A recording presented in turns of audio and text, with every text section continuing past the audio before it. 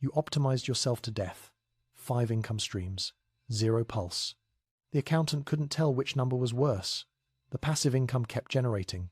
You'd been dead for 3 weeks. It started with freedom. That's what they called it. Multiple income streams, diversification, the entrepreneur's holy grail. One job wasn't enough. One paycheck meant 1 point of failure. You needed backup systems, revenue redundancy, financial resilience. Stream 1 was the day job, 40 hours, benefits, the anchor, the thing you'd eventually escape from. Once the other streams grew strong enough.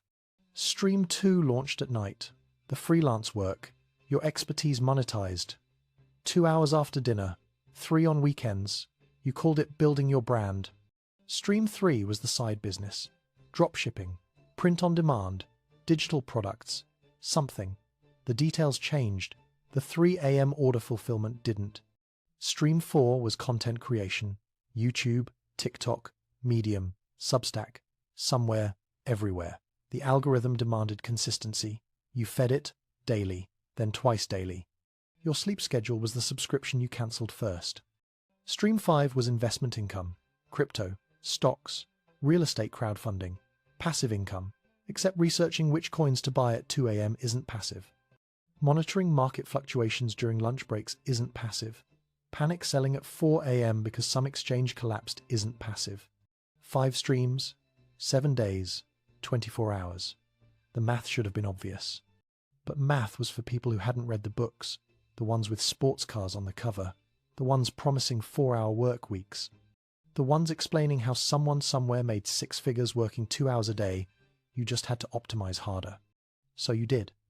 You optimized your morning routine. 5 a.m. wake up, cold shower, meditation app, gratitude journal, green smoothie, all before 6 a.m. because successful people own their mornings. You optimized your commute, podcasts at 2x speed, audiobooks about productivity, learning, always learning. The steering wheel practically drove itself. You optimized your lunch, meal prep Sundays, 12 identical containers, eating at your desk, meetings during meals, multitasking. They called it efficiency. Your stomach called it something else. You stopped listening to your stomach. You optimized your evenings. No TV, no friends, no anything that didn't generate revenue or skills or network or value. Every minute accounted for, every hour monetized. Your calendar looked like a Tetris game. No gaps, no breathing room, no room for breathing. You optimized your sleep. 6 hours, then 5, then 4. Sleep tracking app said you were getting enough REM. The bags under your eyes disagreed. You trusted the app. The income grew. All 5 streams flowing. 1,500 from the day job, 800 from freelancing, 400 from the side business, 600 from content, 200 from investments, 3,500 a month. Except you were working 90 hours a week. You were earning less per hour than minimum wage. You didn't do that math. That math wasn't in the books with the sports cars. Your body started invoicing you in currencies you couldn't pay. The tremor in your left hand started small, barely noticeable.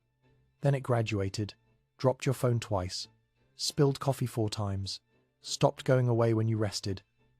Because you never rested. The heart palpitations, random, frequent, terrifying. The doctor called it stress, prescribed medication. You optimized the prescription, took it while checking emails, efficient. The migraines started monthly, became weekly, evolved to daily. You bought blue light glasses, ergonomic everything, better desk setup.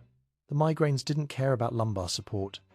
The insomnia, the cruel kind, where you're exhausted but can't sleep, where your brain runs revenue projections at 3 a.m., where closing your eyes means seeing your task list, where sleep becomes another thing you're failing at, another optimization problem, another stream that's underperforming.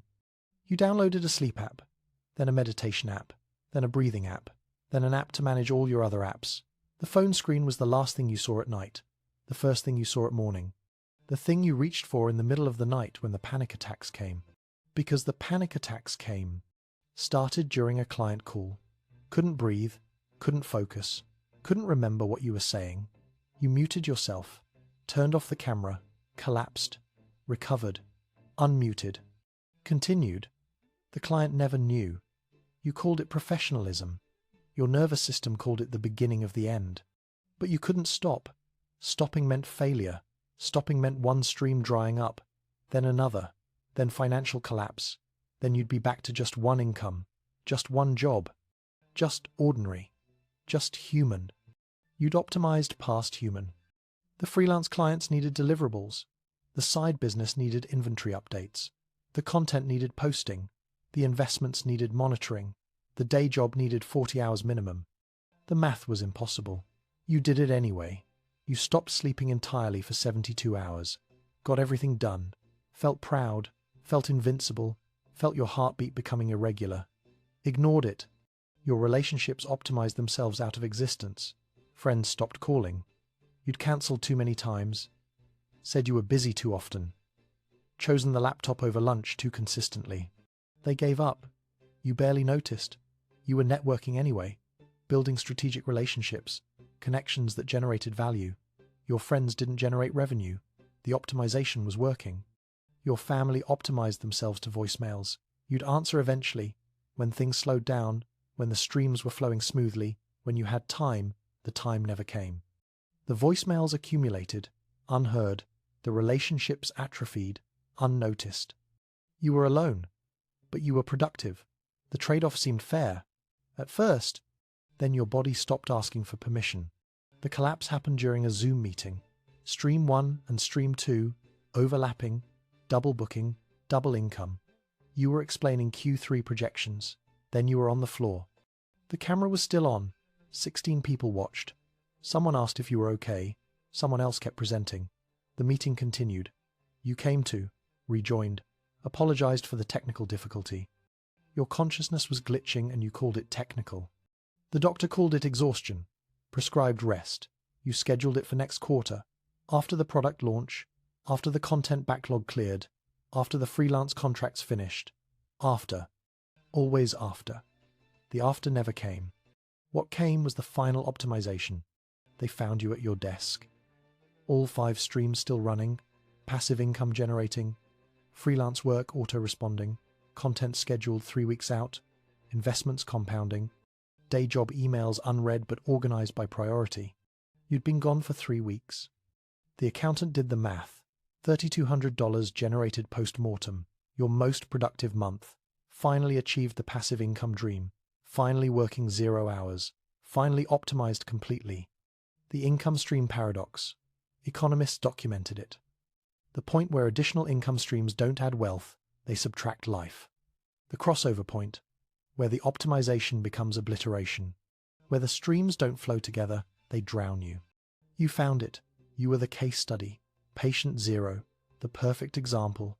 The cautionary tale. The data point. 5 income streams, 0 pulse. The passive income kept generating. Your body stopped invoicing. The debt was paid, in full,